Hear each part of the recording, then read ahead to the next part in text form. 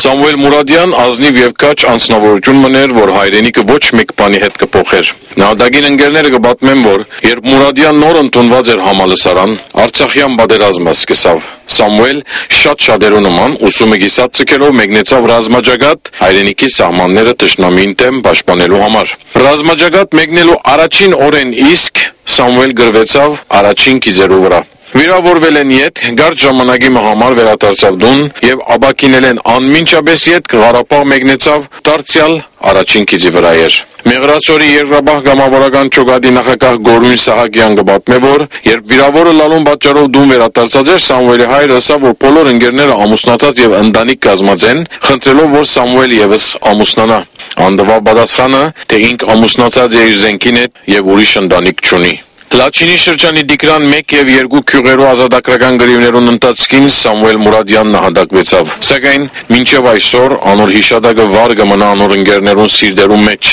Այսուհետև Մեղրացորի միջնակարգ դպրոցի, որուն ստաներ են եղած է նահատակը, ռազմագիտության դասարանը պիտի գոչվի Սամվելին անունով։ Մեղրացորի միջնակարգ վարժարանի դնորեն Հրաչ Սարգսյան հայտնեց, որ նահատակը իրենց համայնքին խորհրդանիշներեն մին է։ Մեղրացորի մարզամշակութային գետրոն եւս անվանվեցավ Սամվել Մուրադյանի անունով, իսկ փագին մեջ տեղադրված նահատակին գիսանտրին բոլորին կհուշե ու կհիշեցնե Արցախյան պատերազմին ամբողջ պատմությունը լի սխրագործություններով եւ հայության ազգային բադիվը պահպանող քաջագործություններով։